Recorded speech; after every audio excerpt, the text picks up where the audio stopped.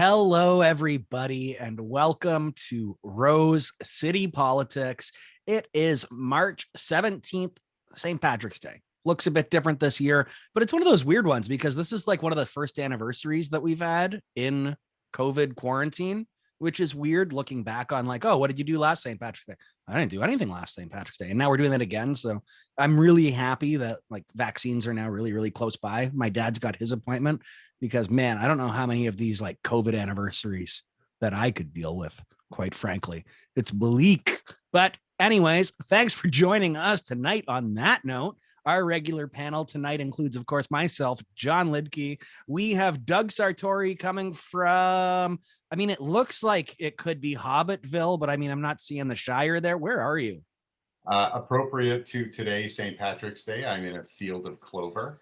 It's great. I love it. You know, being out in nature is nice. The extension cord was a real pain in the keister. Besides that, everything is great. Well, we're glad to have you here tonight, Doug. Thanks for joining. We also have Pat Papadeus here. How are you doing tonight, Pat? Pretty good. Pretty good. Glad to be here. Glad to have you here. And we got a special guest tonight as well, Jon Dunn, Executive Director of the Downtown Windsor Mission. How are you tonight, sir? I'm doing very well. Thanks for the invitation tonight. Thank you for joining us. And for all of you listening tonight, thank you so much. If you are a Patreon subscriber, thanks. If you're not, get over to patreon.com/Rose City Politics. We would appreciate all of that kind support. Check us out in BizX Magazine or at bizxmagazine.com. We put out an article a month and you should check it out. Some pretty good writing in there. We're also, of course, available on social media, Facebook, Twitter, YouTube, MySpace, all of them. We're on all of your favorite podcasting apps as well. So make sure that you like, share, and subscribe because that's what also keeps this puppy going. And of course, finally, thank you to Leuna 625, Building Better Communities. They make this show possible. Well, as I said at the top there, we have a special guest tonight. Jon Dunn, Executive Director of the Downtown Mission, is joining us tonight to speak about a little bit of a back and forth. There was a closure, an opening, another closure, potential reopening, and I mean, a lot of a war of words going on as well. Mayor's office really putting out a lot of broadsides there, and we will have a response to that. And of course, a lot of questions. We want to get to the bottom of that issue. And then after that, we're going to be talking about the new downtown redistricting program. I'm so excited about it. I can't even pronounce it. And of course, we've got Pat Papadeus here, who's going to provide a lot of insight about that from her perspectives at the DWBIA. We'll see if we get to that topic. But right off the top, let's jump right into it. We're looking at a Windsor Star article that just came out titled Downtown Mission's Leadership Assailed by Mayor's Chief of Staff. Brian Cross put this out on the 15th. The Mayor's Chief of Staff questions if the Downtown Mission leadership can keep their patrons safe in wake of a rising COVID caseload and an extraordinary requirement that they sign a document pledging to follow a long list of precautions. This is how it's reported. The Salvation Army has had 2 outbreaks declared, one on the 18th of February and another yesterday. The health unit hasn't ordered them to close. Now, here is a quote from the Mayor's Chief of Staff, again, new Chief of Staff, Andrew Teleszewski. It's remarkable that the health unit has asked the mission to sign a contract to meet the bare minimum health standards that all other service providers have committed themselves to for the past year. Really strong language coming out of the mayor's office. The article goes on to say, in the past weeks, the mission has welcomed patrons into the old library on Olette in defiance of health unit orders. We've seen the downtown aquatic center temporarily converted into a new facility to deal with this situation. But the number of people testing positive from the library, according to the Windsor Star, has risen from 5 to 8. Now, the mayor's chief of staff says that the mission is operating as a rogue shelter operation. Again, strong language here. I need to just keep emphasizing that because in Windsor, you really don't see language like that coming up as often as we have been. And it's really been happening a lot during COVID. We've seen a lot of broadsides towards the health unit itself. And now we're seeing it levied against the downtown mission, not speaking to the merits of the language, but just keep in mind how strong this is. The mission was shut down following COVID outbreaks, prompting the city and multiple agencies to provide a temporary replacement.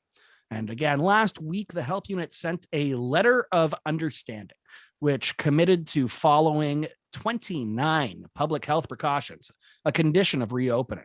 And Teleszewski, the mayor's chief of staff, says, again, this is the only organization required to do so, going on to add, excuse me, it is remarkable that you've got multiple actors in the space: Welcome Center, Salvation Army, Downtown Mission, and you've only got one exhibiting this problematic behavior, requiring the health unit to shut them down, requiring the health unit to ask them to sign a letter of understanding.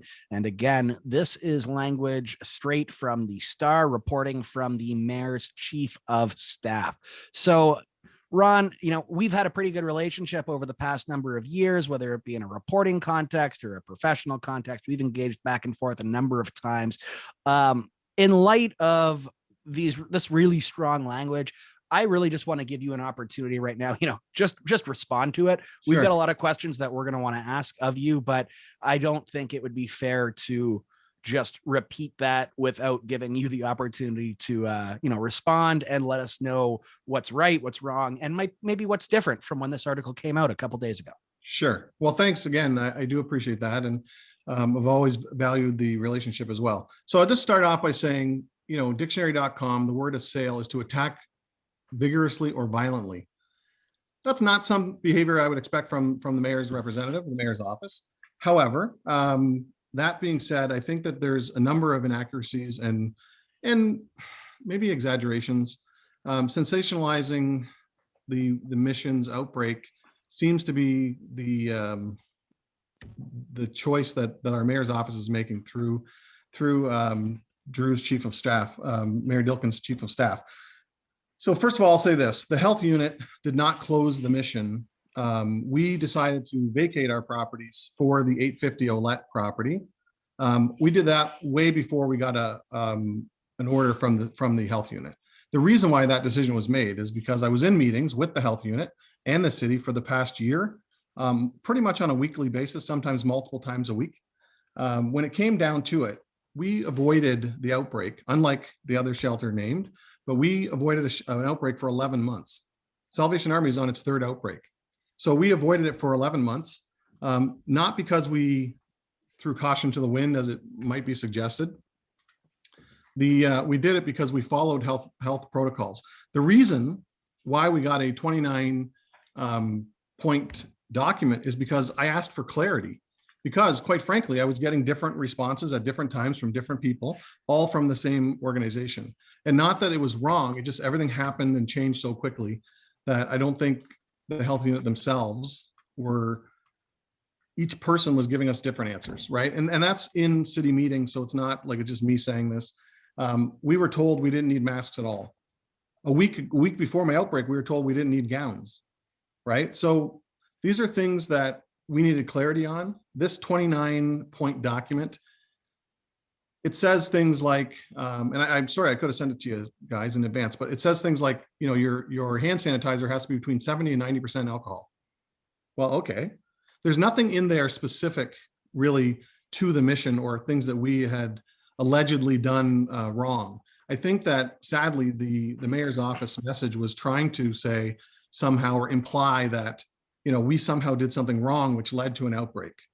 I'll point out that we avoided, again, an outbreak for 11 months while many, many other organizations that are fully government funded had outbreak after outbreak after outbreak. Some really good places, right? The hospital has outbreaks every day.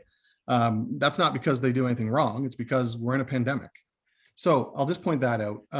The 8 cases that you're referring to, John, that came out of the rogue site, I'm actually pretty happy about that, because those 8 cases were just roaming around our street with the city's current or plan before I opened reopened the 850 Olette property. So those people were just running around the street. They were going to Tim Hortons. They were going to the stores. They were in and out of doorways and all those things.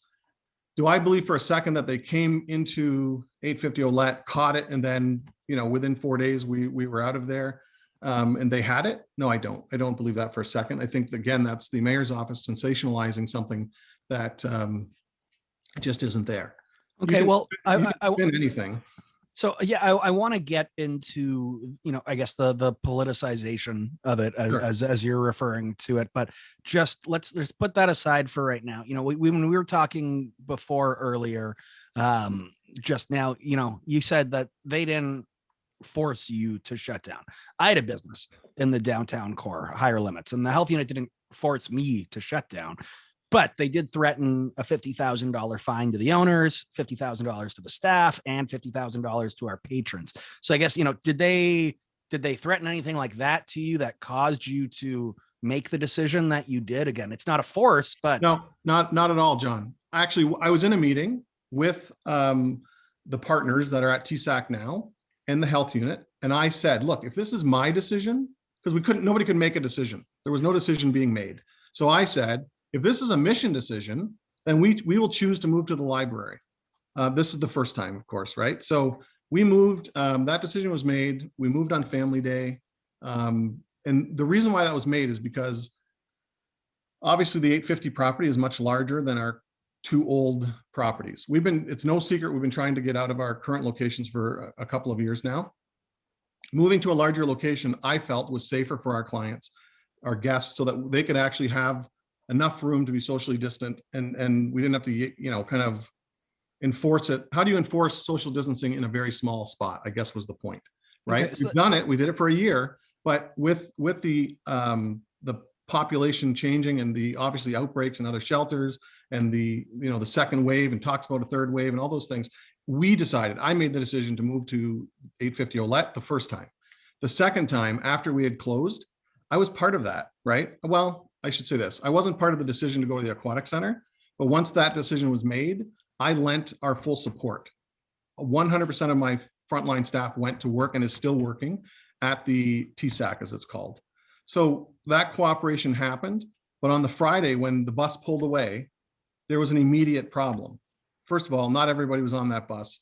There wasn't room for everybody, regardless of what is being spun now.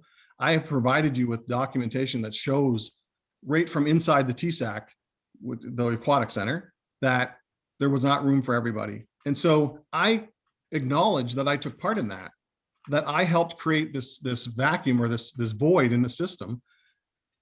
And then I started to think, well, what are we doing? Right? These are people who for whatever reason didn't have a placement, regardless of whether you want to believe, the mayor's office who describes them as, rule breakers who have sex in public and do drugs and fight and all these things that were spewed from our mayor's office. If you want to believe that, great. If you want to believe that a gentleman named Tim who was living in his car and then had his car towed, had no place to go, that's also what I'm telling you. That's what happened. The people on that list that I provided you, these are real people that had no place to go. And so I wasn't looking to throw shade or blame on anybody. All I was saying is, look, this system that I was part of created a hole that left some people out. One of the people on this list now has severe frostbite from being outside until we reopened, and until actually after we reopened, because it took her a few days to find us. So the point I'm trying to make is we reopened because of a hole that was left in the system. The problem is everybody wanted to make it into a controversial thing. The only thing that I did wrong by reopening at 850 Olette was I was in contravention of a zoning bylaw, 8600. And I was in contravention with bylaw 120-13 or something, which is the interim control bylaw that was designed to stop us from moving to a new location. So I was in contravention of those two bylaws. Do I feel bad about that? No. I once parked on my front lawn. They gave me a ticket for 27 bucks and that was it. This didn't have to be a big deal. And the assertion from the mayor's office that we were in violation of an order from the health unit to close, I have and had no such order from the health unit. The order actually read on 850 Olette we're talking about, that order said that I was not to take any new admissions. So new admissions. So anybody that had not been with us from February 11th on would be considered a new admission. So when they gave me that order, February the 18th or so, while we were still in the library legally, I immediately said in front of the City of Windsor representative and the health unit representative, what do I do with these folks when they come to the door? I think that's a fair and legitimate question. When somebody becomes homeless, it's real time, it's now, it's not 9 to 5 when people are open. So I asked the city, introduced the city to the health unit, these two representatives, and said, what do I do? And the health unit said, well, that's a city responsibility. They have to put them into an isolation center. So I turned to my immediate right and said, okay, can I do that? And my answer was, no, we don't have any room right now. What date was that?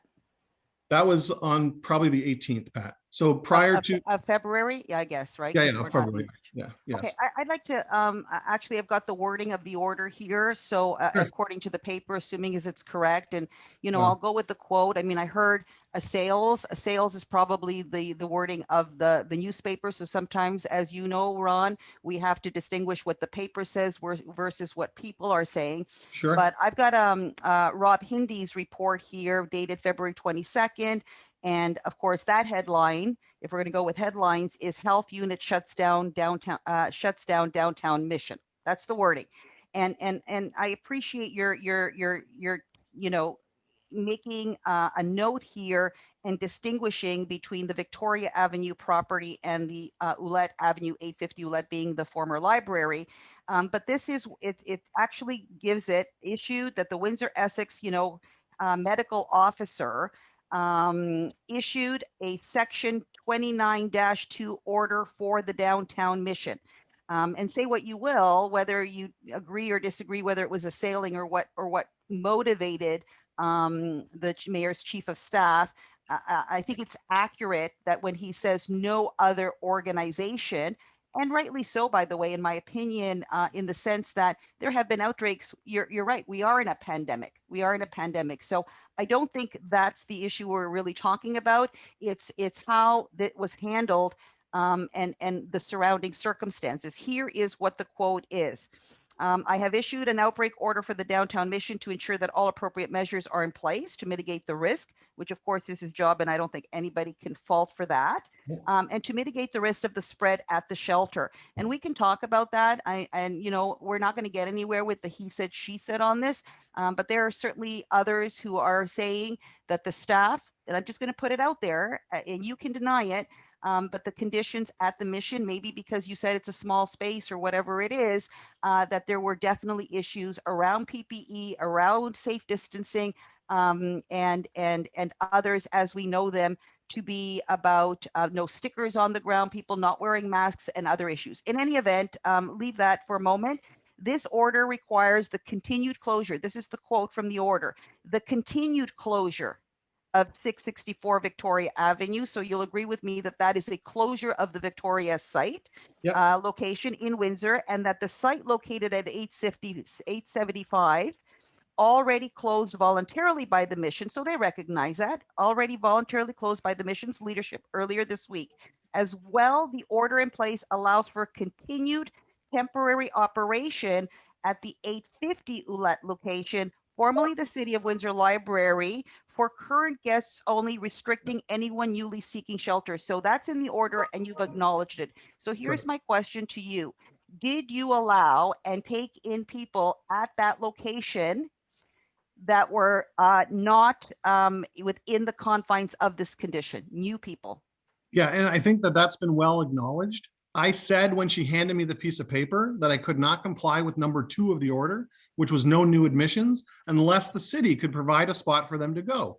Okay. So I don't deny that at all, Pat. All right. So let's get to sort of, for those that are listening, a little bit more clarity on what the process was in place when the city came in, and not just the city, because from what I understand, Family Services Windsor was involved in supporting, the outbreak and what to do. CMHA, Hotel du Grace Healthcare, also Welcome Center, Salvation Army, the police, the city, there was a scramble of a community to deal with this issue. I think you'll agree with me on that. So when we're talking about the aquatic center, we are talking, and I want to just be clear, specifically folks that have been allowed in the aquatic center, how many ever there were, 60, 70, whatever are there. Will you agree with me that in essence, those folks had received a COVID test and had to be negative before entering that facility? Is that correct?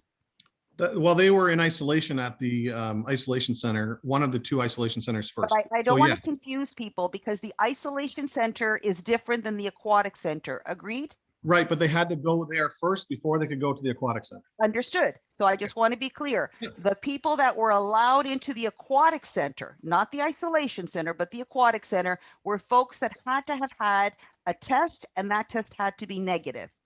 Would you Or agree? yes, or they had to be previously positive, but have been isolated for 14 days. Okay. So that's in how other you words, got in there. Yes. okay, so we're talking about people that have gone through a series of they are safe, and Yep. you'll agree that that is actually good protocol, right? Like you just can't have, Absolutely. you know, the possibility that positive COVID cases or infectious COVID cases are coming in at this point, right? Correct. Okay, so it's understandable that if somebody were to go directly to the aquatic center without those meeting those conditions, that they would be turned away there, right? Well, no, I disagree with you there. I think what should have happened, Pat, is when they got to that door, which is the only resource they had available to them. Right. I haven't Is- finished, by the way. They weren't redirected. They weren't turned away and told, Oh, go no, sleep in a that- stairwell. That's not true. I provided a document to your organization Yeah. this afternoon to John. That is a log, I have it in my hand, from the aquatic center that says so-and-so, Bob, let's say Bob, where'd they sleep last night? Outside. Interventions, We're gonna get IRC to that, full, Ron. result, homeless. Let's just stay on track because we'll But get that to is, that. Pat, you're on track because you're saying that they were not denied access at that point, and they Okay, were. do you want to get into your document right now? Because I'll get into your document. Whose document is that? This document is from the aquatic center, Who filled it out? TSAC. That's a TSAC document that you provided us with. And in Yes. fairness, for those people that are listening, you know, the last names and privacy Yes, issues yes. were Of so course. in fairness to everybody, Thank that you. there's no privacy issues there when you sent it to us. Yeah. So you're saying that that was filled out by TSAC intake people.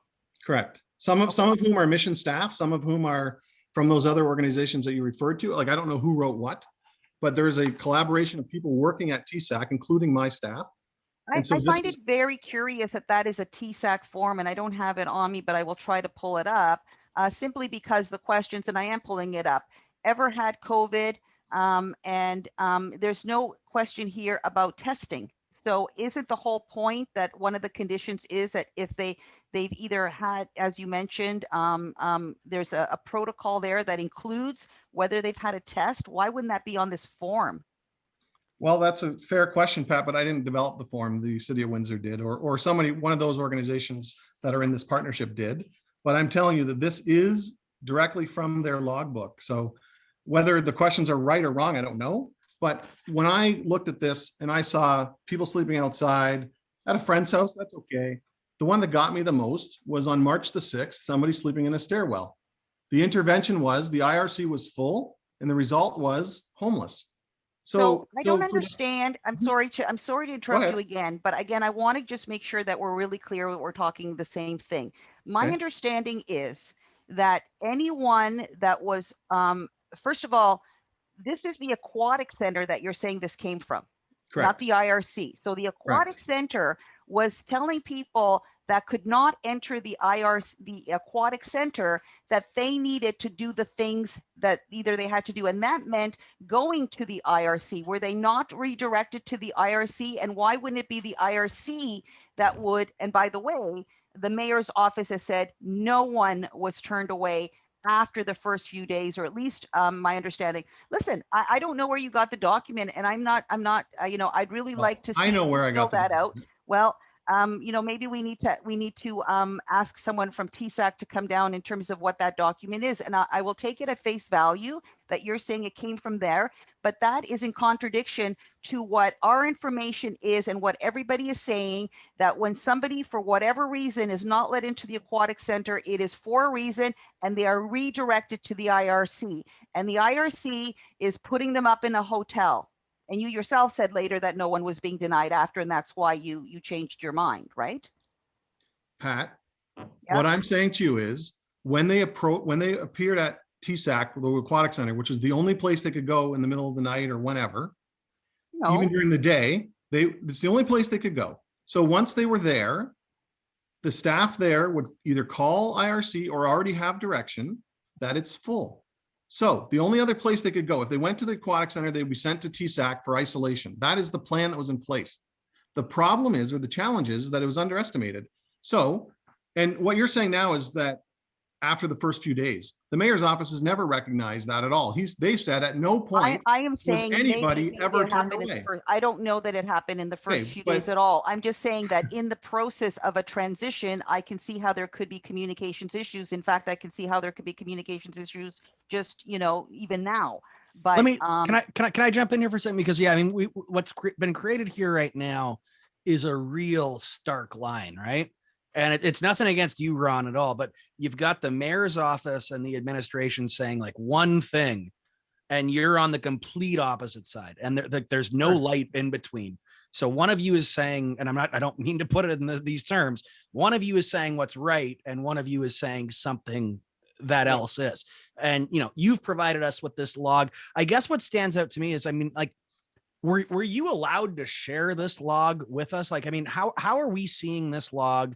I mean, I get where Pat's coming from. Like, this is just what we're seeing from you. And again, like the burden of proof, I guess, in this situation is on you, because you're the one challenging what the mayor is saying. And unfortunately, in this situation, his office comes with that authority, even on this show where we spend years assailing the office.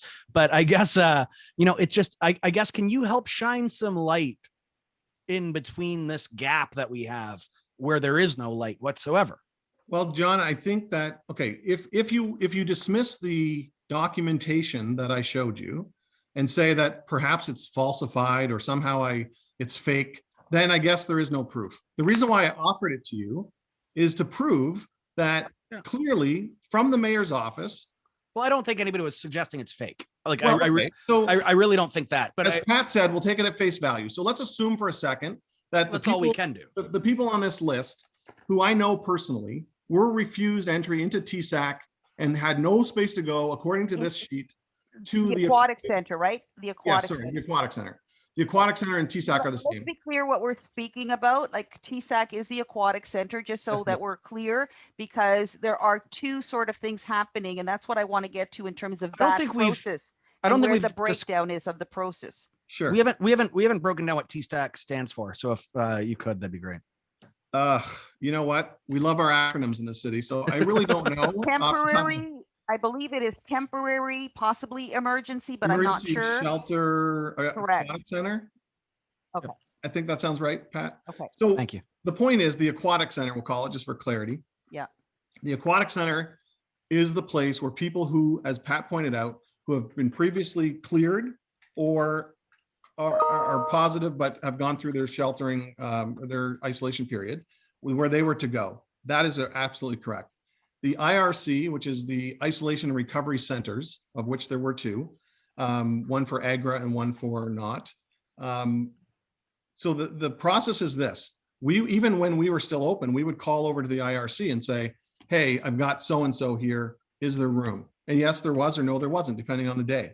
So all I'm trying to point out by providing this document, which is, I think, pretty, in my opinion, compelling, that look, if we're going to take things at face value and the power of the mayor's office, I think he needs to be held accountable for saying things that just simply aren't true.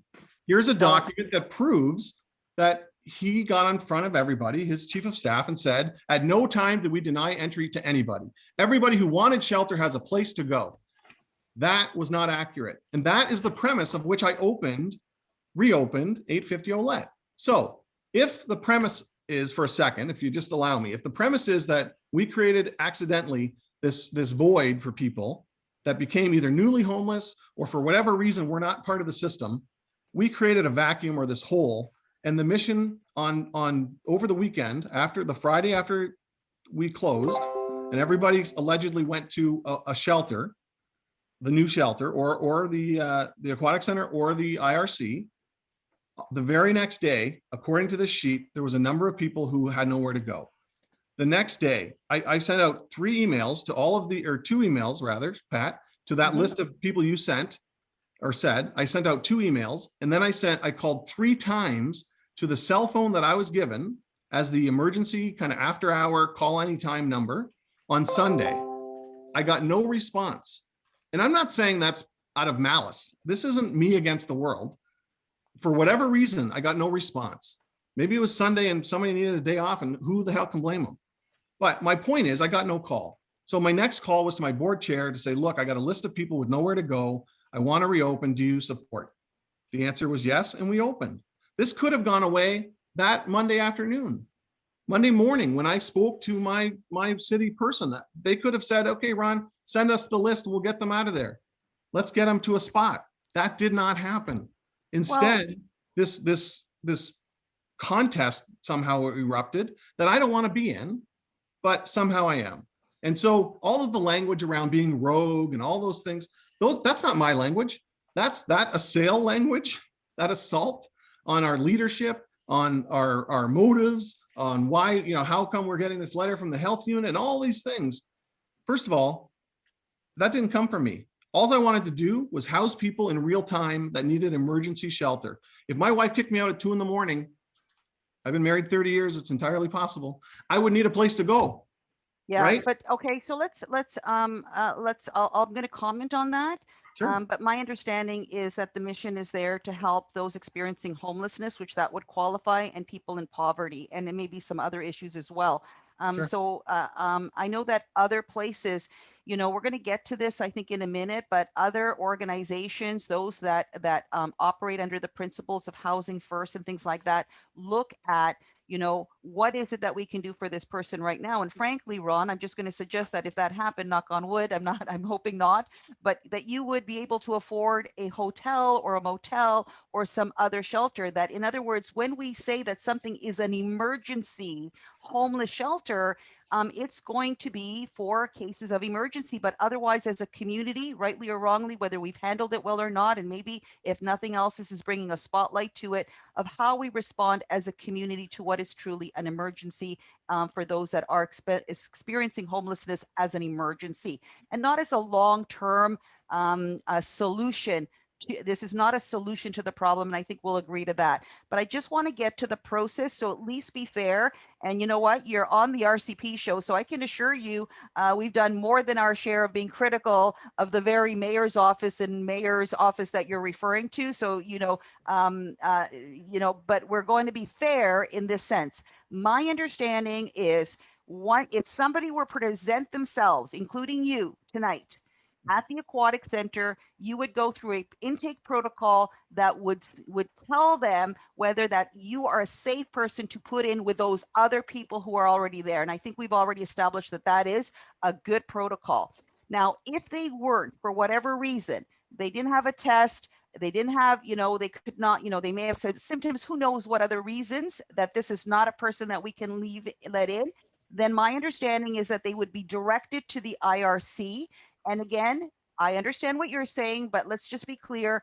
Other agencies and the mayor's office are saying no one was turned away from an isolation, from a hotel room, after they went to the IRC. At least my understanding is from the time that they established that this is what is going to be. So we do have a conflicting information here. We can only say what we've heard and what you're saying. So I'm just going to keep that there. But once they presented at IRC, they were either tested, and I understand it was rapid testing that was happening. So in a few days, they would know. And then depending on the results of that test, then it's possible that they could then present back to the aquatic center, right? Because now they've reached the condition, or they would be put into the, continue to stay at the IRC for a designated period of time, the isolation period. That is, will you agree that that's, supposed to be the process at least? That's the theory, yes. Okay.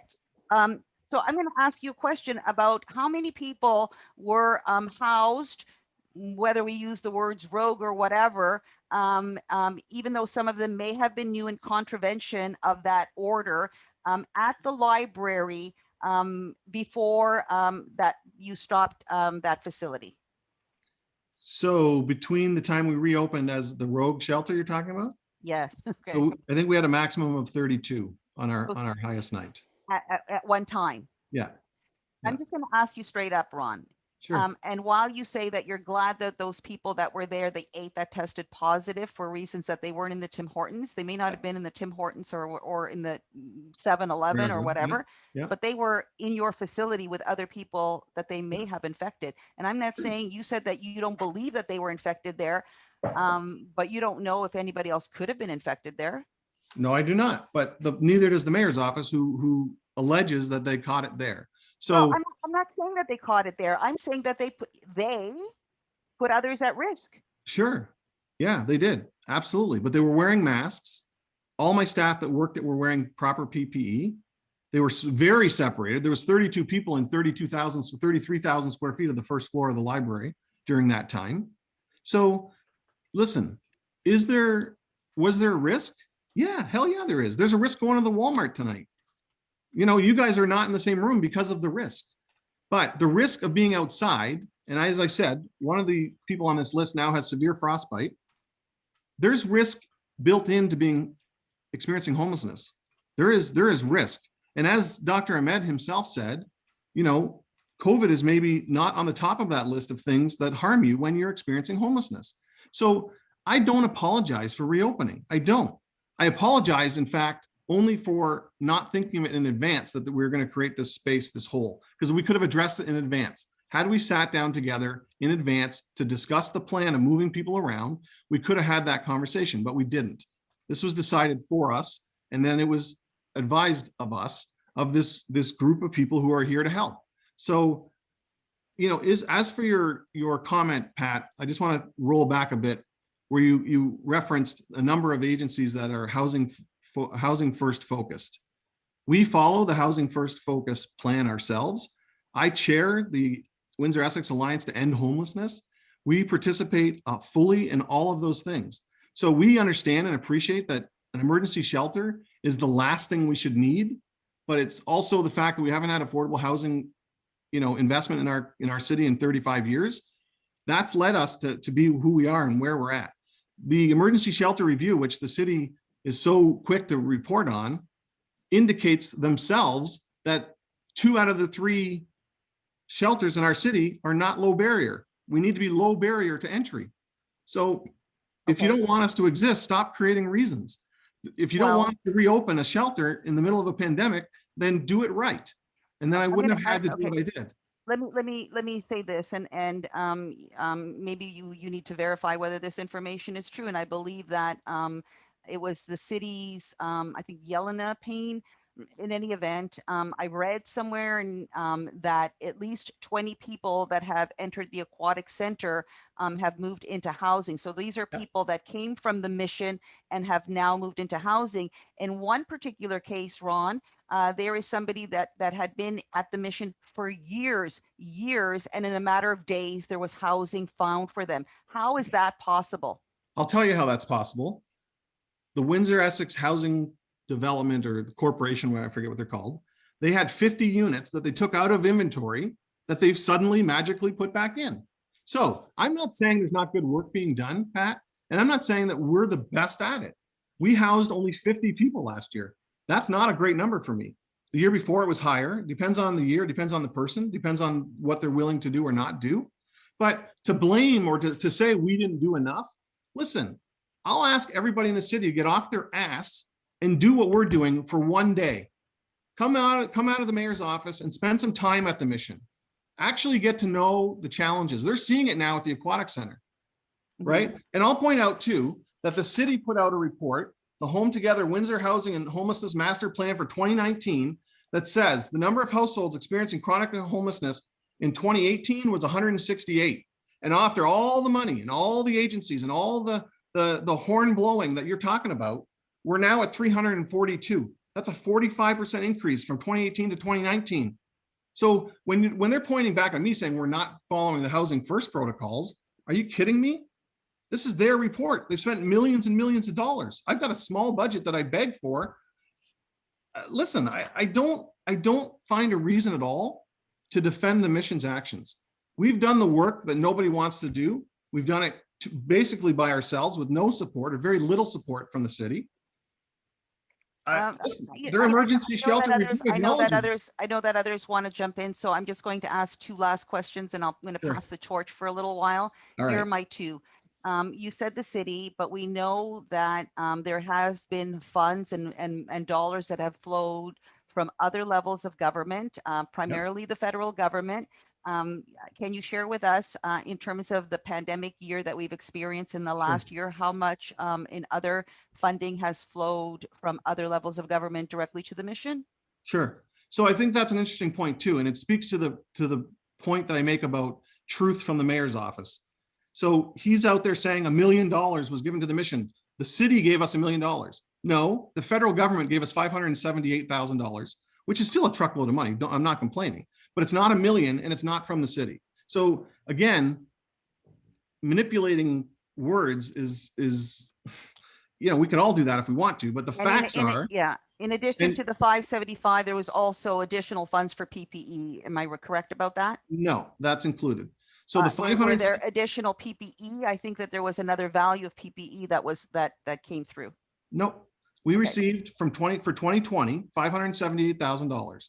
Now, since then, he's talked about, you know, we sent people in to clean the mission. We provided security guards. I don't know those figures, nor did I ask for those services, right? So they sent in a cleaning company to clean an area that my cleaning company has already cleaned. So that wasn't my decision. That was not, I'm not going against it because more cleaning is better. Don't get me wrong. But all I'm saying is you can't throw out a number of $1 million and make yourself look like the city gave us $1 million. Look what we did. No, you didn't. The federal government gave you money to give out to people like me. So that's what we did. And I'll say too, that every dollar had to go for items related to the pandemic. So for example, early on last year, we decided, the city and I talked, we needed to be 24 hours again. That required more staffing. We needed to move our beds, the 103 beds we had on the 4th floor at 875, we had to put half of them on the floor, the 2nd floor at 875. That required more staffing. So we thought it was going to be 3 months. Like, who knew what the pandemic was going to bring, right? So we did all that with city money. We hired new staff and we increased our complement. We increased cleaning with the money from the 578,000. I don't want to sound that I don't appreciate it. I do. That was a lot of money we could have never done. And by the way, that money's ending March 31st. There is no more money. So how I'm going to keep going with those things is yet to be seen. But the point I make is it's not $1 million. If you want to be honest with people listening to the show or people in general from the mayor's office, I expect my mayor's office to tell the truth. $1 million is not, 578 is not $1 million. It's if I was at 950 and he rounded up, that's one thing, but he didn't. So that brings me to a question that I want to ask you, Ron. Sure. We've heard John read some of the words that came out of the mayor's office. There's a dispute about the factual nature of certain assertions. Is it true that anyone was turned away? Is it not true? But what I want to get to, and I want to ask for your perspective on is, and what I think is probably perplexing a lot of people listening to this show, is why? Why is there a conflict? There certainly seems to be the appearance of a conflict between the city or the mayor's office, or however you want to characterize that, and yourself and the mission. Why do you think that is, and how did we get here?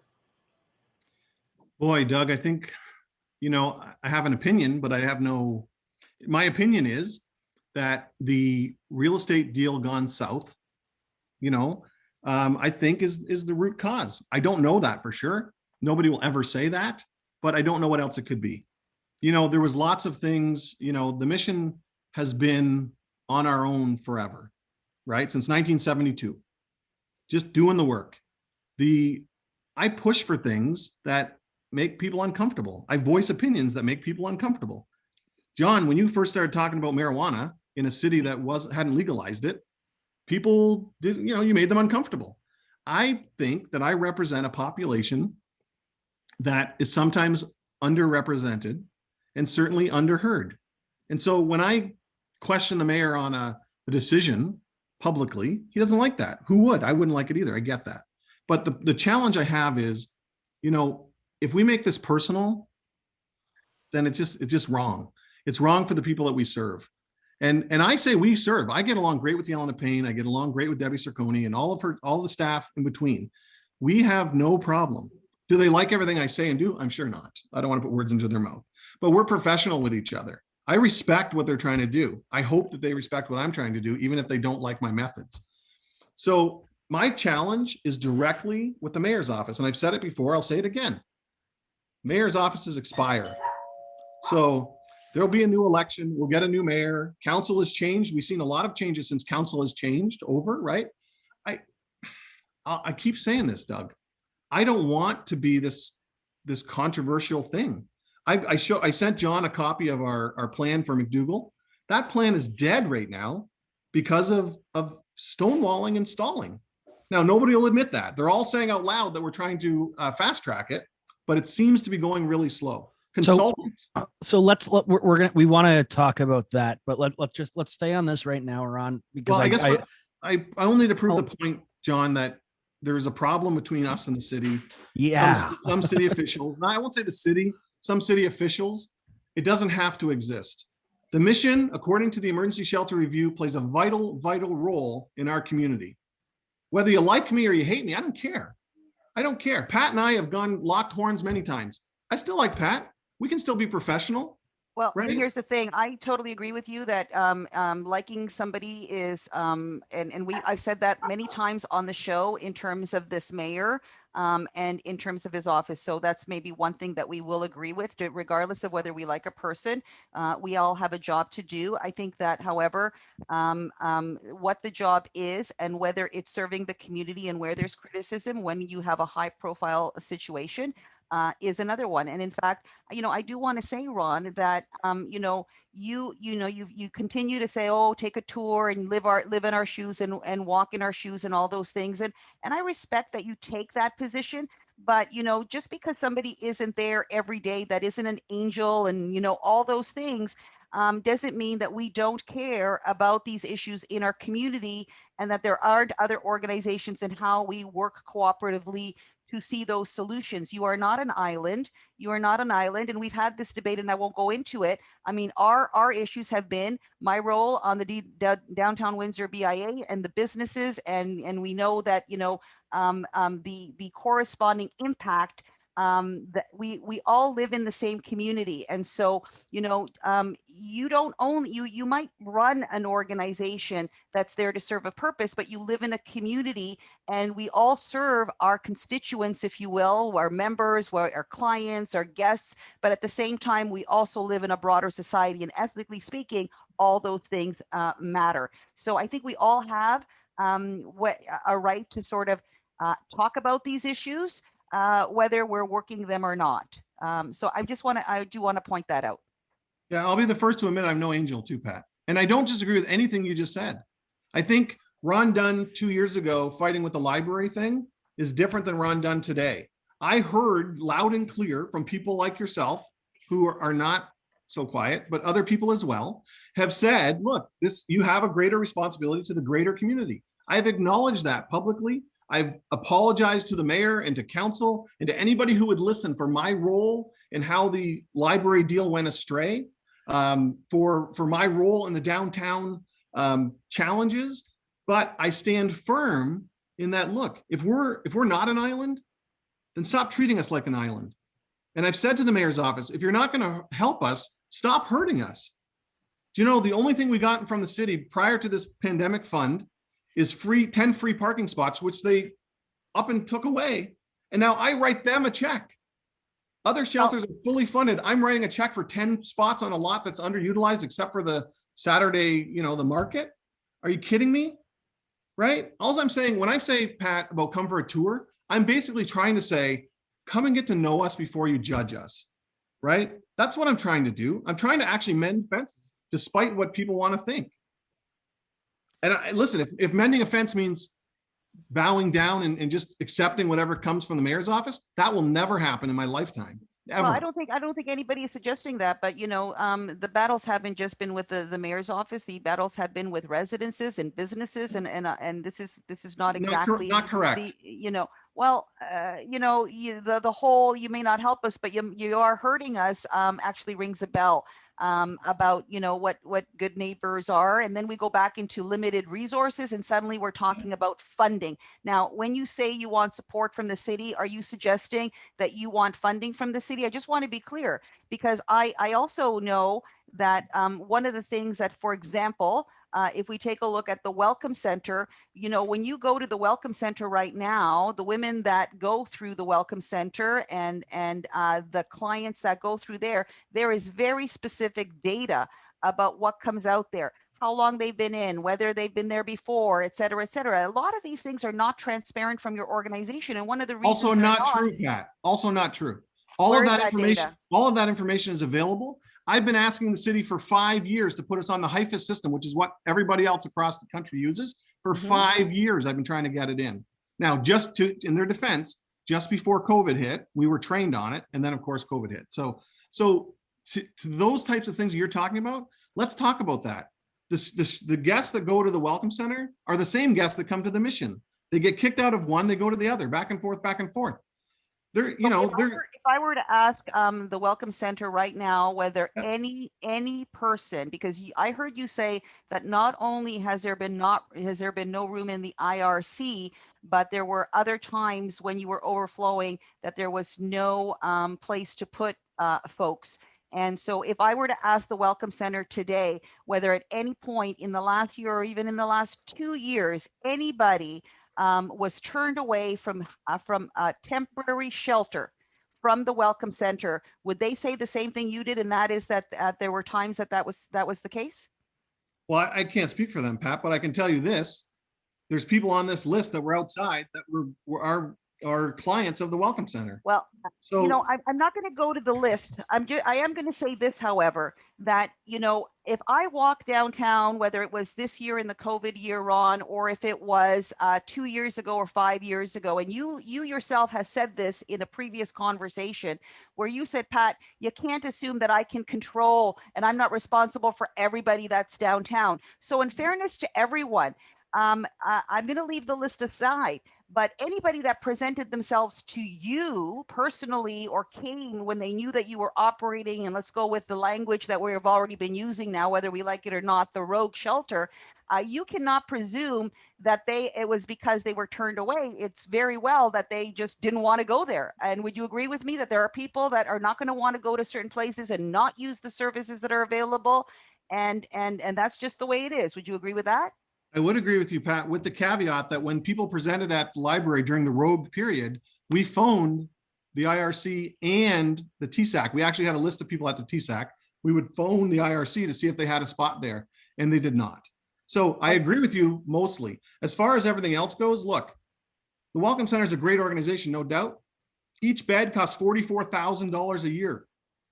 So when you look at that, they have 12 beds pre-pandemic.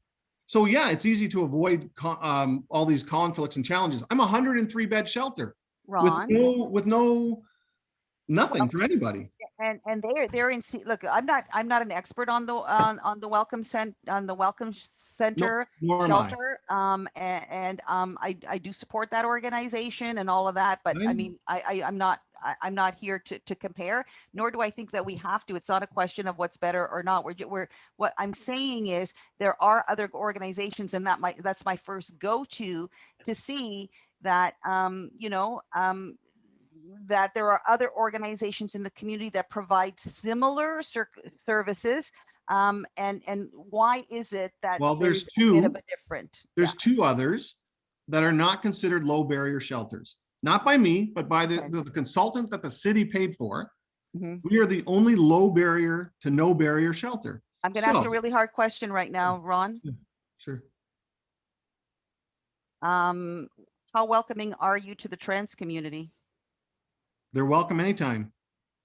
Yep. We don't have a trans room or a transgendered space, but if somebody identifies as male, they can sleep in the male unit. If they identify as female, they can use those bathrooms. We have no problem whatsoever. Yep, not at all. In fact, before the change in leadership at our local center, we were able to have conversation about how do we better, in the new shelter, how do we better welcome people of transgender know. culture. So, you know, to your point, we don't welcome everybody either. You can be kicked out of my spot for violence against my staff or somebody else. Like there's some rules. It's not all the Wild West, right? So I don't have a problem with people who don't want to be sheltered or don't want to follow rules, asking them to leave. We do it all the time. So I'm not throwing shade at anybody. And I certainly am not comparing myself to other shelters. The only comparison that I offer is that a small shelter of 12 beds or a small shelter of 25 beds is different than 103 beds. It's just different. Right. But, you know, but this is where I'm sorry, but I'm just going to push back a little bit. This is where when we see the language of how many clients you service, and the greater the number for you, the greater the pounding on the pavement to request for, you know, an excellent work that you do. And I know we've had you on the show before for those that criticize that, but nonetheless, on raising private funds through donations. I mean, that is what you sell, you know, and I want to be really clear that being critical to any extent of the mission and frankly, your leadership of it is not the same thing as being somehow not caring about the people who are experiencing homelessness. And that's one of the problems that I have with this entire discussion, that any criticism of Ron and any criticism of the mission is that you don't care about people experiencing homelessness. And I'm frankly a little tired of that narrative. And so I want to make that very clear. Pat, I think that's very clear, but you know what you're missing? I don't care if people like me or like the mission at all. Where it affects us is the donation. So where I get offended is when people spew things that they know nothing of. So that leads back to, can you turn on the light, Tom? That's what comes back to coming out and taking a look, right? Because people make assumptions based on, you know, podcasts and innuendos in newspaper articles and headlines. All I'm saying is come out and check. It's not a big deal at all. Is don't listen to anything that they have to say, but here's what I'm saying. No, not at all. That's what you're saying. A few years ago, you had a pretty massive operating budget. I don't know what it is last year, and COVID is you know, an outlier year for all the reasons that we know. But what was your operating budget like before COVID and the year before on an annual basis? Always sits around 3.5 to 3.6 million. But that does not include the in-kind, right? No, I can't spend in kind. So if you add the in kind in, so if you add in kind, you could be sitting between 5 and 6 million. One year we were at 10 million. That's right. But 1 year you were at 10 million. So I just want to point that out. It's not though, because if you don't know, Pat, you're talking out your ass. You don't know. I'm going to say something to you, Ron. I'm speaking out of my mouth, and look at it very carefully. A $10 million you're the one who talked about how much that bed costs at another shelter. So I'm going to talk about your operating costs for a moment. Go ahead. You know, $10 million is like, somebody do the math here for me and divide it by 365 days, please. Can I have like do we have like, this is why we need somebody doing a calculator. What is $10 million divided by 365? Somebody give me the damn number. Doug is about to pull that up for you right now. Doug, see, this is why we call you the technical. 27,397. $27,000 a day. A day. That's a lot of money. And you may say, well, that's in kind or whatever, but the in kind, and you could, you know, I'm sure there's a lot of different things, but that's what in kind is. If you didn't get it in kind, you'd be paying for it. No, if you didn't incorrect. Get food, Pat, you could go work for the mayor's office. What is in kind? What do you enlighten us? You're trying to spin something that doesn't exist. What enlighten us what in kind means for your organization? So the in kind, from our point of view, are the vegetables that we recover as part of a project that we have called the Fresh program.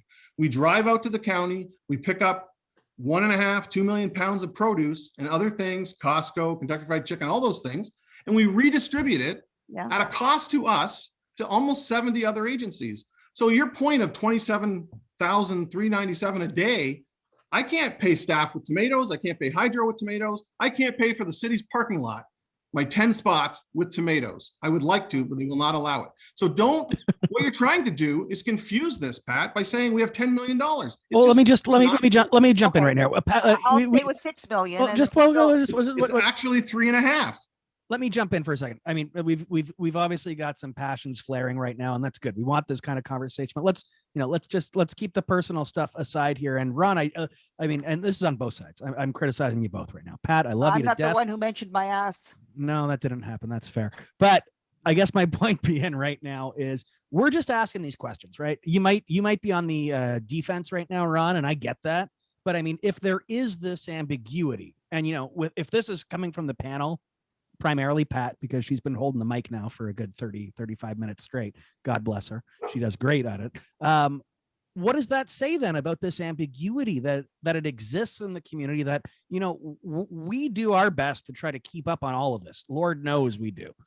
So what does that say about this lack of understanding as to, what are the direct expenses? How does your place run?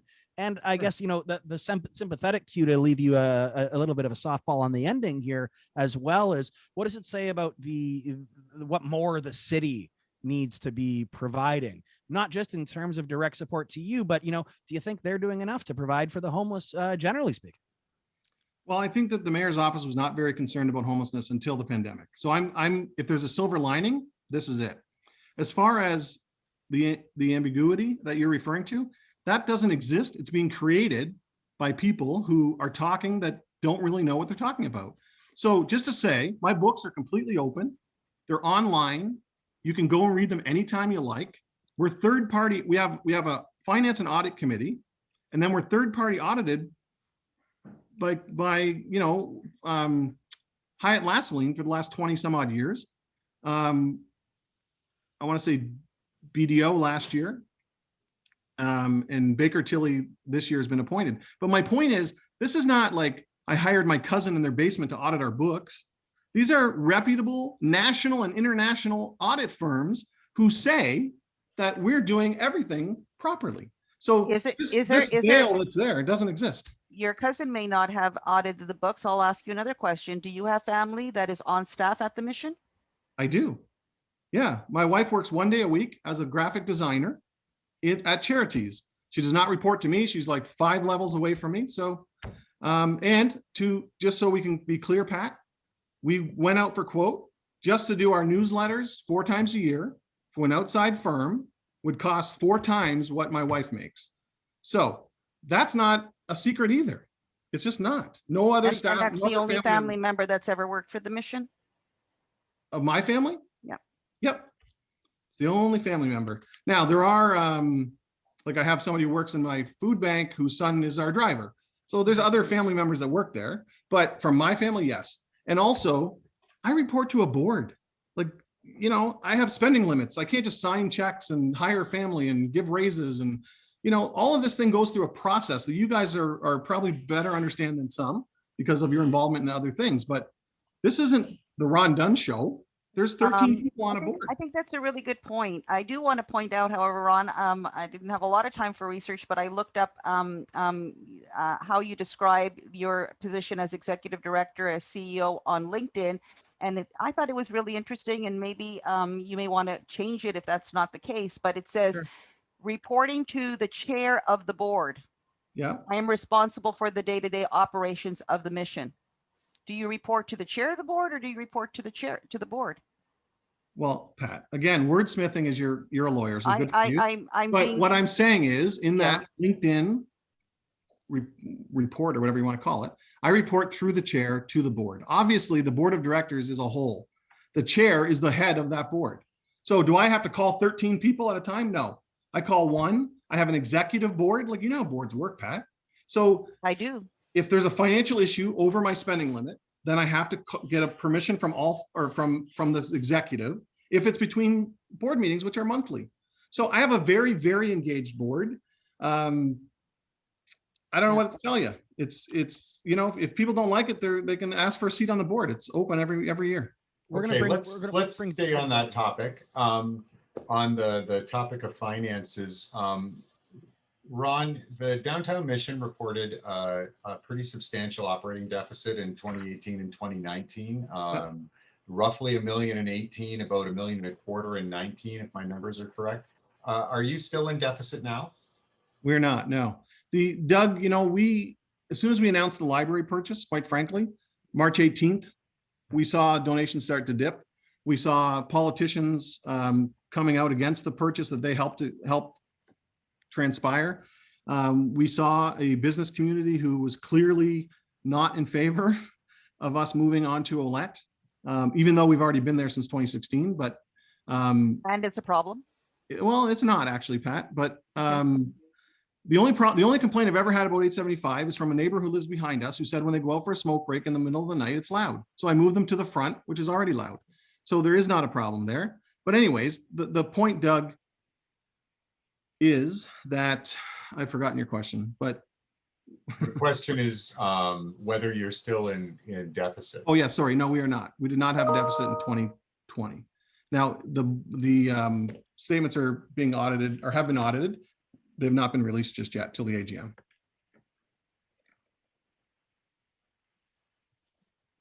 You know, I think, let me, again, I just want to provide a bit of context here. It's not really a question, but Sure. I think a lot of, I guess, I don't know, not criticism, but like hard questions coming. Again, this is just my perspective, is it really speaks to the fact that the role that you're taking on right now is something that's so much more than, I mean, like, if you were just a not-for-profit or a charity that, you know, dealt with anything other than housing the homeless during a pandemic, Lord knows, I don't think the vast majority of people would be caring about going through the minutia of the details here or there. And I think that speaks to the lack of support that's coming from the city at not only this time, but going back, you know, for years upon years upon years. So I want to bring Pat back into this right now, but I wanted to give you, again, just this focus is, what do you think the role of the city should be in this? Should it be a city operated facility that they go out of their way to create, and you're just dealing with a spill off effect? Again, I think a lot of this criticism, these questions, are because we have to deal with you as if you're almost city leadership, because in the absence of this being done by the city, and Ron, you stepping up because, you know, you're the idiot that you are that decided to do this kind of a thing, you get to take this flack, you get to take these kind of questions. So what should the city be doing? And I don't mean just now in the pandemic, but beyond Sure. it and before it. Sure. So John, let me first say, I don't mind spirited discussion. I enjoy your show. I don't obviously agree with everything that mostly Pat says, no disrespect, Pat. But the fact is the fact. Look, spirited debate and conversation and questions, that's healthy. I have no problem answering tough questions. So my answer about what the city should do, I'll just point out to the first shutdown in Windsor during the first wave of the pandemic. Literally, the only thing opened was us. The other two shelters stopped taking new people. They stopped their community meals. You know, the other drop-in centers started feeding people out of a window. Most of the funded agencies who provide outreach and everything else were all sent home. Many of them still work during the pandemic, don't get me wrong, but from their homes. They had the luxury of using or following the pandemic in a way that was different than what we had the luxury of, right? In 2019, in and around the mission, we had 35 overdoses. In 2020, right, during the pandemic, we had 88. There's a problem, right? We need to work together as a community. All those agencies that you mentioned or one of you mentioned, you know, Family Services, Hotel de Grace Healthcare, CMHA, also, who's kind of a relatively newcomer to the homelessness sector, at least. We all need to work together. And then a bunch of other agencies, right? The emergency shelter review, which I pushed for and participated in at a high level, I've been asking to have the meeting to talk about it since it came out. And then pandemic hit, and that was the reason why we can't talk about it. We're not going to talk about it right now. We're only dealing with pandemic. But then they bought 2 buildings, right? They made one announcement about a building, and the second building hasn't even been announced yet. So instead of getting together and following the plan that they paid for and having a discussion with all of the shelters, which is in the recommendation says, first of all, the city shouldn't own a shelter. They don't have the expertise, and they will not have the community support. And there was a couple other things in there. It also identified that the mission has been pulling the weight of the shelter system. So I'm not looking for a badge. I'm just looking to have a seat at the table so we can move forward in the way that they say they want to move forward. You can't move forward as a group, but then have secret meetings without the largest shelter in the community. It doesn't make any Right, sense. but Ron, I mean, this conversation started because of what happened recently with the rogue shelter and whether it Sure. was rogue, and we've got different facts. But at the end of the day, we're saying that all of these groups have to work together, and you're saying, well, damn it, city, you should be working with us. And at the same time, you're saying, well, it was just a bylaw that it was just a damn bylaw, like my parking ticket, parking on the lawn, which is what I heard. But the city only deals with the rules and regulations. So by flaunting it, you're basically saying, I actually don't care what you say, city. So like there's two things happening here. I want to go back a little bit, however, to this issue of deficit, and in terms of leadership, and in terms of decisions that have been made with the direction of your board, or at least the approval, or whatever process that you had in place. And I think, if I'm not mistaken, when I looked at the LinkedIn, just to find out, just to remember, because you were at the mission before you were executive director, but you've been executive director leading this organization since about August of 2015. Is that correct? Correct. So Yep. what I did was I did a really quick search on In the News, the mission, and In the News. And here is sort of a recap of, I'm going to do it quickly. But this is really interesting because up until that point, frankly, the mission was the kind of organization that, it did not have, this, and there's reasons for it. We know the reasons, and they're basically social reasons of what we're seeing in our community. So I'm certainly not saying there's a correlation necessarily. There may be a response. However, we're starting in October 2015. So just a couple of months after you become executive director, the mission launches 24-hour services to meet skyrocketing demand. And again, this is under your leadership, sort of Yep. the things, and a lot of them were really applauded, and a lot of them led to either a lot of separate grants or funding from foundations or private donors, of which we are a very giving community. So a lot of these somewhat things. But I think we may have talked about this before, but it's sometimes, what is the mission of the mission? And sometimes there is what I call in other organizations. I was, recently tweeting about what I think is a mission drift of another organization. And that is, we tend to lose focus. And I'm talking about a governance perspective now, that Sure. when you spread out to the extent then, and you're suffering from a deficit, it's hard to say, like, if it's core, we are providing shelter and food and shower facilities for people in urgent need of shelter is one thing. And then we go to things like, let me keep going here. The Wellness Center, and that was announced June 10th, 2016, right? And then we go to newly located mission, food bank, clothing center, seeking donations. Sorry, that's nothing new. Donation starts the t-shirt business and deli, and that's a 75,000 trillium grant. But again, a grant, and we now pivot or sometimes contort what I like to say as an organization, and that's not core service. Will you agree with me? That's not core service. No, I don't agree with you. Right? Why How not? do you end homelessness? Right.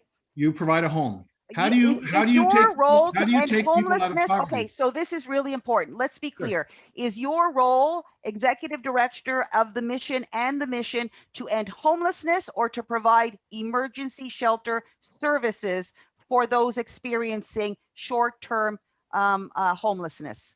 Everybody's role is to end homelessness, Pat. Okay, but not your role. So- That's not your role. Is that clear? I just want to be clear. That is Much part of bigger. that You is might part of our be role, part yes. of it, but so are all those other organizations. I'm saying Absolutely. that's not your core business. To end homelessness. To It end is our core homelessness in business. the Oh, really. okay. Yeah, of course it is. How could it not be? How could anybody say? How could you say, as a DWBIA member, that you don't want to be part of ending homelessness? Of course you I'm do. saying whether it's your core business. I'm not saying it's my core business. So read my mission statement. It'll tell you Yeah. what my core business is. It's Go not. ahead. Well, it's food for the hungry, Right. shelter for the homeless, Right. advocacy, Yeah. opportunity for growth and development. Those are all Sure. things that fall on I'm everything asking we've you done whether falls a under those deli, things. you said that homelessness, ending homelessness is where Yep. your other programs come in. No, I said one Okay. of the things we do, ending homelessness is everybody's job. It's certainly ours. Human growth and development. You end homelessness by giving them a home. You help lift people out of poverty by teaching them how to have a job. That is why social enterprise across North America, across many, many shelters, Mhm. does that. we do social enterprise because it gives people an opportunity. So you say a t-shirt shop, and I say an educational facility that has helped over 200 people graduate through that program and onto successful careers.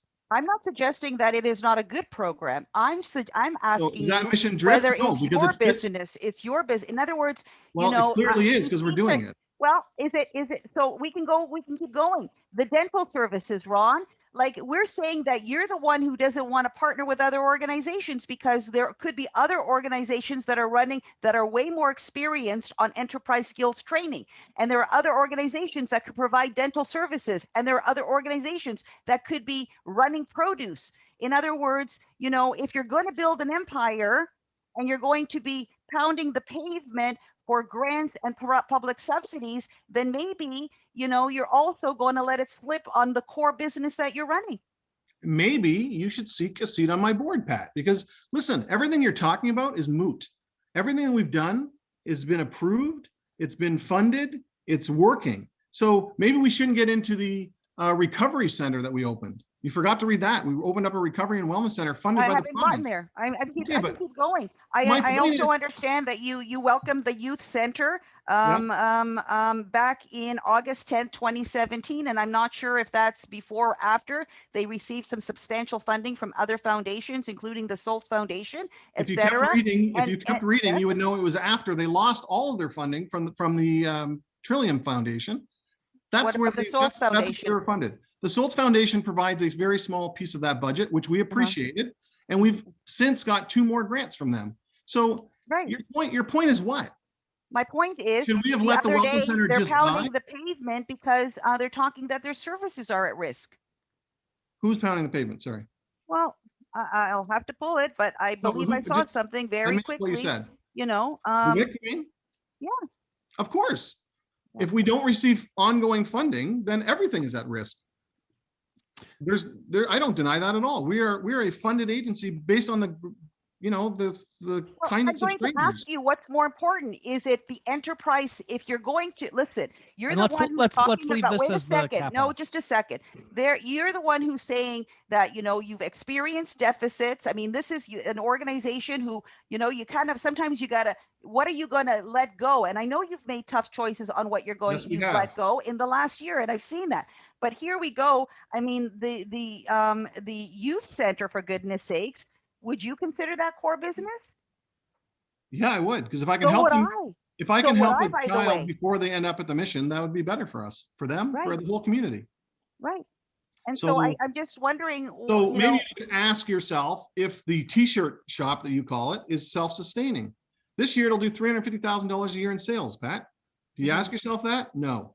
Did you ask why we opened a listen, dental I am center? not attacking you. You are here Really? and you are accountable, like in some Really? ways to the community. I'm not. I'm asking you tough questions, but that's not the same thing as mentioning your ass or talking to you in that way. I am asking you tough questions. But I think I'm actually demonstrating a little more respect, even if we disagree than you happen to be right now. Well, I'll that's pass it probably on to true, someone because else for a bit. being attacked has been the last 2 weeks and I'm getting growing tired of it.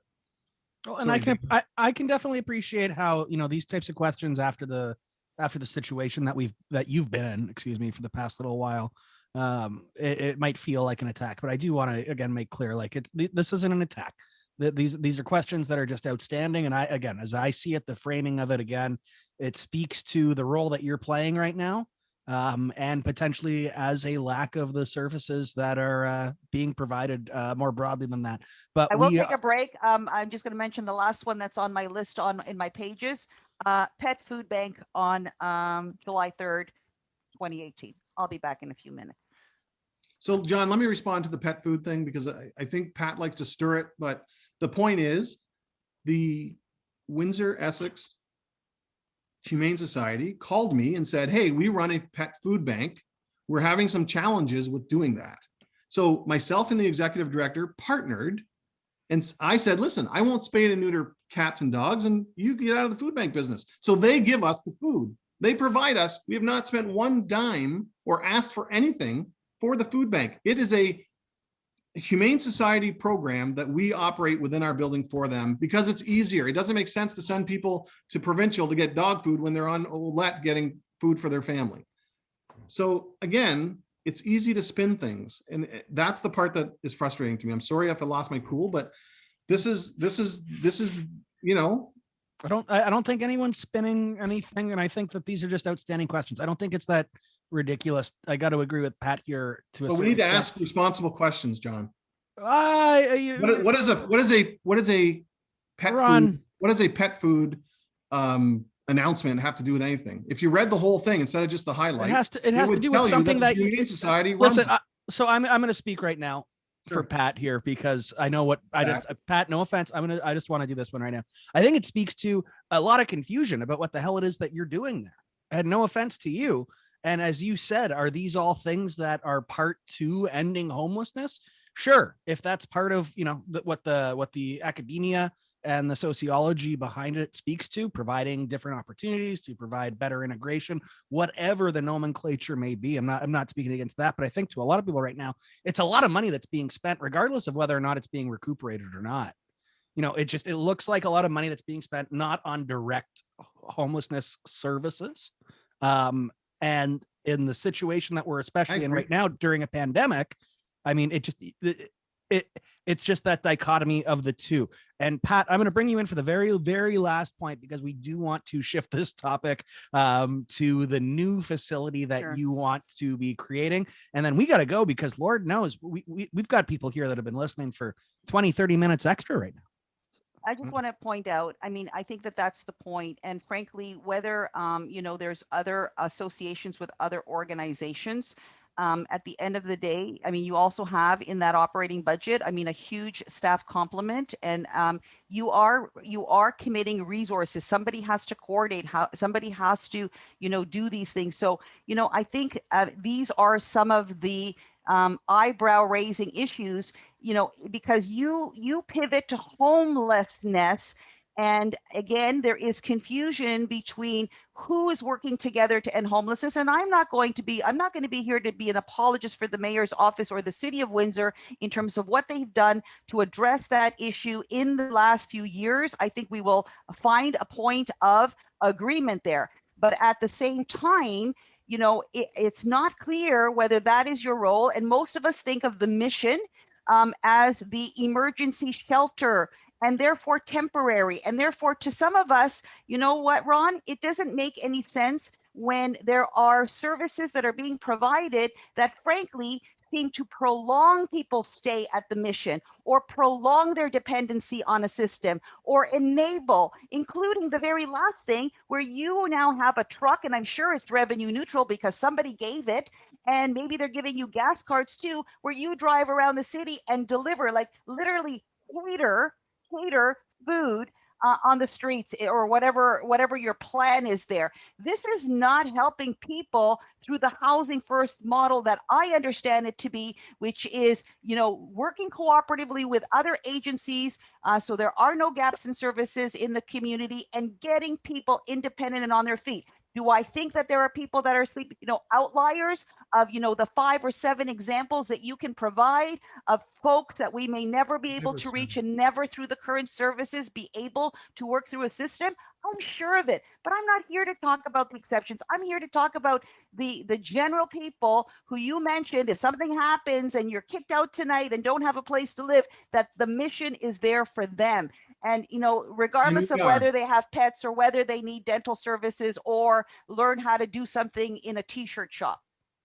So, Pat, you'll never change because you don't listen. But if you ever want to know, come down. No, I have that problem with a lot of other women, by the way. I don't know what that has to do with anything, but yeah. Well, I'm just saying, women who are listening will know. Okay. Why don't we move on to Monopoly? Let us, on that note, just move on to the next question.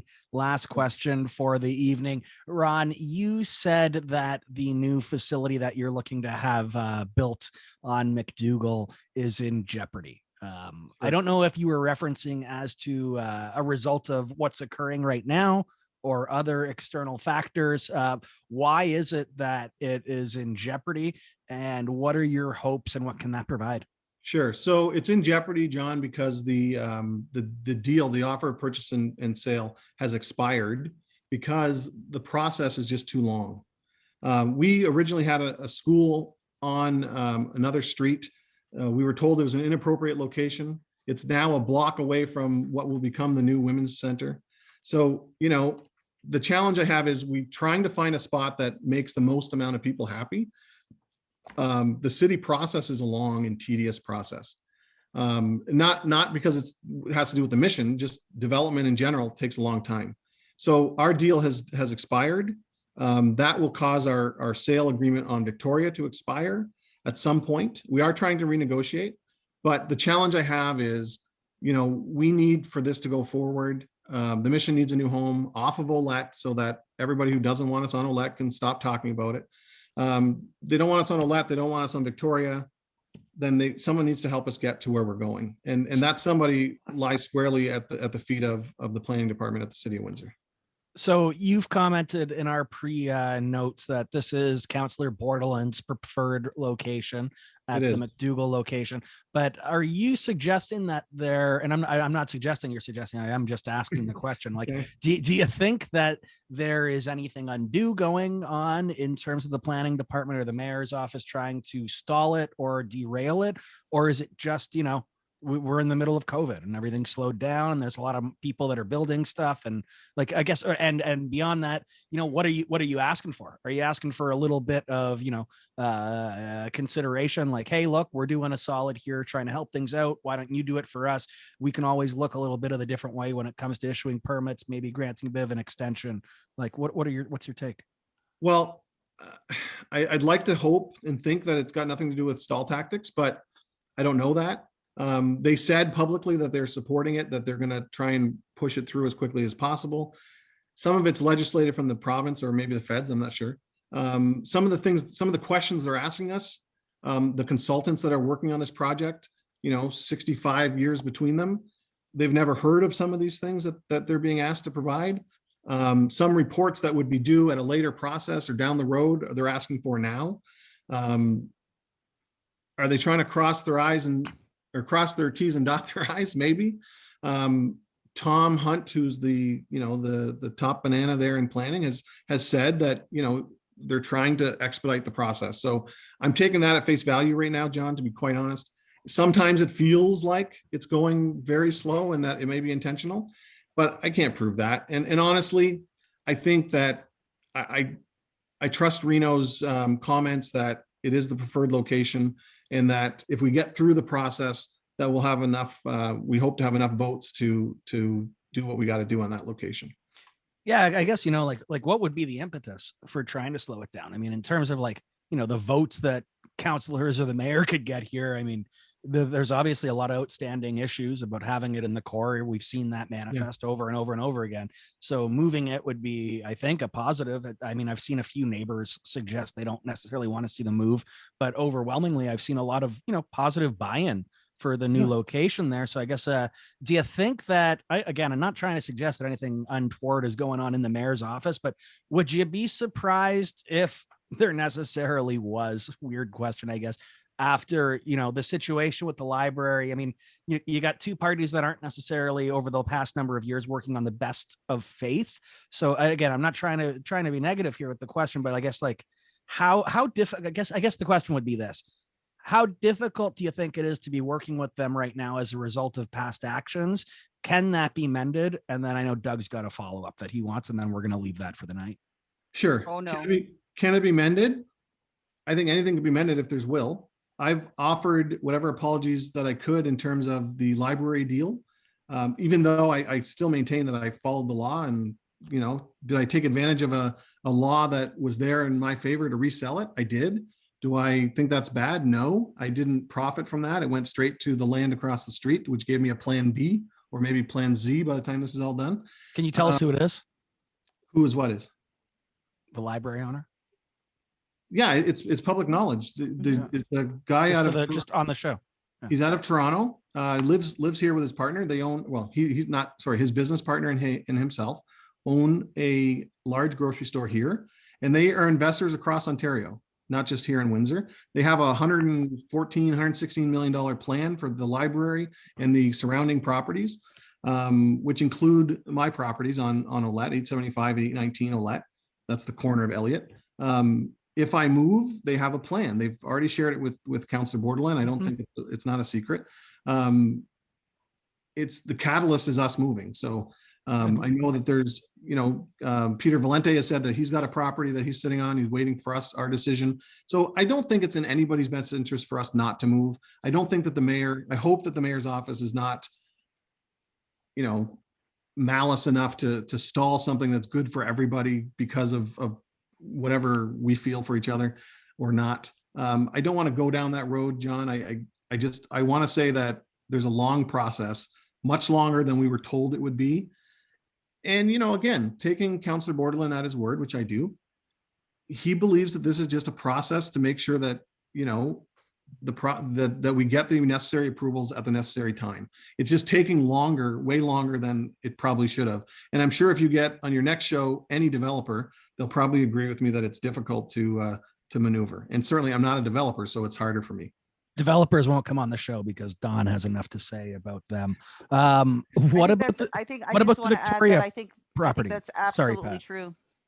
No, I just want to point out that I think that's absolutely, we do a lot of political analysis. That's what our show is. And no matter how you look at it and from what lens, I can't see there being anybody who would not want to assist and to see this happen. And that's certainly what we've heard from all sides. And there's no political advantage to the mayor in doing anything. So as critical as we are of the mayor on this show, I just don't think that that's the reason. Stand in line if you're going to complain about processes and red tape that developers and private businesses often have to go through to do these things. And we've been saying this for a long time. However, having said that, I do want to point out that we have experienced NIMBYism no matter what people try to do in this community. And you may have tried, think that, other things have been in relation to that where you are. But in truth, I think an industrial complex where that is, I'm hard pressed to think of better locations that you could have landed, Ron, than to propose that it go there and to work towards that. So I do want to say that I support that.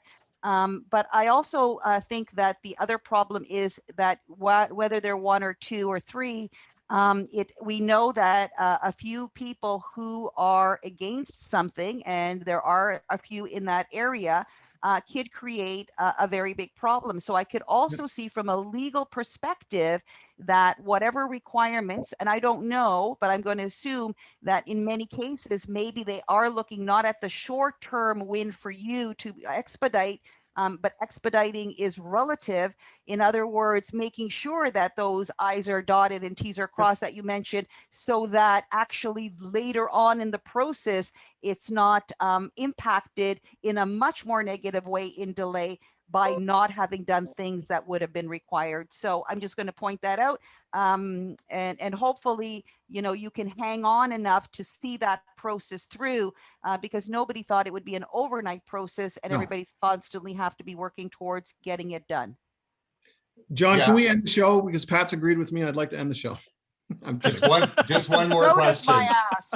I just have one more thing I want to ask. I want to pick up on what Pat was talking about there. My question for you, Ron, is the situation that happened with the former library location happened because, if I remember correctly, the mission wasn't able to complete that real estate deal. So you weren't able to complete the deal because of financing. Yeah, and therefore flip the property. So I think a lot of people probably want to know, will you be able to complete the deal financially for the McDougall property? And that's a very fair question, Doug.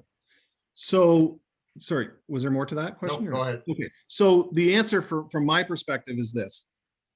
When we purchased the library, the decision was March 18th. We had no opportunity in advance to talk to our donors, to do any kind of, soft launch to a campaign, nothing, right?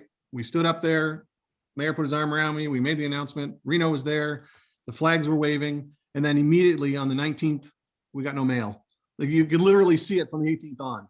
And then, members of council and the mayor's office kind of did a little backpedal on the whole sale. We had to sell it to them. They were going to bring down the property values if they bought the building next door, and all kinds of negativity ensued. So the difference between, Doug, the 850 Olette property and the McDougall property is community support. So, you can teach an old dog new tricks, apparently, because what I've learned was to go out and get the support in advance. So I currently have about 26 letters of support from some pretty, I guess, big names in our city in terms of the business world, and some smaller businesses too, but people who don't necessarily, maybe it's for their own self-interest to get us off of Ouellette, but they've expressed, and some of them expressed that in their letter, that they will support us. And so to answer your question, Doug, I don't know. I have to first secure the property and know that I can go out and fundraise for it. And then I'm going to go to this group of business owners and business people and our general community and our levels of government and say, hey, we now have this property's a go. Nobody wants to go first, right? Nobody wants to say, sure, I'll support you. Here's, $10,000 a year for the next 5 years. No one will do that until I have a property, right? Because rightfully so, they don't, in their minds, want to support the McDougall or the Ouellette site. So my other option is I already own Ouellette outright, cash, right? So I have there's no barriers to me to start building in 30 days on Ouellette and Elliott. There's no interim control bylaw requirements because I already have a shelter on the same property. I'm not moving the shelter. So I could build 10,000 square feet of church space where I would do the meal program and day programming. I could build it right on the corner. That's cheaper, faster, less red tape, but it's not going to be supported. So we're trying very hard I've heard what everyone has said. We've picked, as Pat said, a light industrial area that, has been sitting dormant for, as far as I know, probably most of my life, right? Or at least a greater part of it. So I think it's a win location, Doug. The donors that I've spoken to, I've had donors in my office that have said, look, I'll cut you a check for $1 million if you're not on Ouellette. Do I have the $1 million? No. Will I be calling those people back is the second I get approvals? Yes. It's hard to fundraise for something you don't know, is for sure, right? Had I fundraised a month ago, thinking that the city was, the process would have ended by now, those donors would have been pretty dismayed by the fact that I had to return their checks or not, the pledge agreement would end, right? So I have financing in place to put shovel in the ground that'll cover the pledged amounts. And I have a group of people who said that they would pledge at the appropriate time. So Doug, your question is valid. I ask myself every day, but we've checked all the boxes. We've talked to our community. We've already had a public engagement with the neighborhood. I hand delivered myself 200 invites to a Zoom meeting. Was not well attended, but I made the effort. I talked to a lot of people at their doors. Happened to be a nice sunny day in the winter. I got chased away off a couple doors, but mostly people were supportive and understood that we need to be somewhere. That NIMBYism, as we've always identified, will always be there. So I think that this is the best spot and the best location. It's close to downtown, but it's not in the core. I don't know. Time will tell, Doug. Well, as skeptical or cynical I may be on some things, I don't see what possible holdup there would be. I mean, not holdup, but I in the other than time and process, but with patience. This sounds like it's got the support of everyone, and it sounds like funding will flow because people have a vested interest in making it work. So hopefully we won't see any rash decisions that aren't working towards that goal from everyone concerned. And frankly, no matter what anybody says, at the end of the day, it's in your hands. I mean, yes, can the city expedite? Could planning be a little bit more efficient, et cetera? But it does not sound like there's any major reason why this can't happen other than the time requirements and the process requirements that need to be played out. Agreed. So, yeah, agreed. Yeah. Well, that's a good note. Yeah, let's leave it on that note. We had you on about a year ago, Ron, where we talked about the library issue. We got you on now. We've dealt with this situation during COVID. And let's hope that if we talk with you next year, it's because there's a new facility that's been built and we can talk about, the positives that are going to come from that. And I hope that you don't think that like the hard questions here, it's not personal again. And I really do think, I'll say this, at least from my own perspective, I can't speak for the rest of the panel, but I think it speaks to the role that you're playing only because of the lack of a role that the municipality and the province, quite frankly, has played in this sector. And you're the one stepping up and doing it. And Lord knows that means you're the one who gets the questions. So thanks for putting up with them. And we really do appreciate you always making yourself available and putting up with the show. We said it was going to be an hour. We've done an hour 40. So we really appreciate that. We watched it go from daytime through your back window to nighttime and the lights turning on inside. We appreciate your pup that you got over there who was barking. Might want to go for a little walk there. But Ron, thank you so much. Thanks for having me, guys. And as always, you know what? You know where to find me if you have more questions. And I know it's been a year, John, because I'm just healing from the last time I was on. Well, we don't try to make it too painful, but we're not going to make it easy either. So we appreciate, I would expect nothing less. We appreciate your input and the insight that you've provided. Thanks for joining us here on Rose City Politics. It is March 17th, St. Patrick's Day. Our regular panel tonight included myself, John Lidke, Doug Sartori, and Pat Papadeus. Big thank you to our guest who joined us, Ron Dunn, Executive Director of the Downtown Mission, going through some stuff. And we hope to hear from him again next year with a new facility that's been constructed. If you're a Patreon fan, you make this show possible, and you know that. And if you're not, head on over to patreon.com/Rose City Politics. Lend us a hand. We're available on social media, Facebook, Twitter, MySpace, YouTube, all your favorite podcasting apps. Like, share, subscribe, get our message out to those of you who you know as well. And of course, kind thank you to Leuna 625, Building Better Communities. It's been a full year of this pandemic, and they have made this show possible. So thank you again to Leuna 625, Building Better Communities. Thank you so much. Thank you, Ron, for joining us. This is Rose City Politics. We'll see you next week.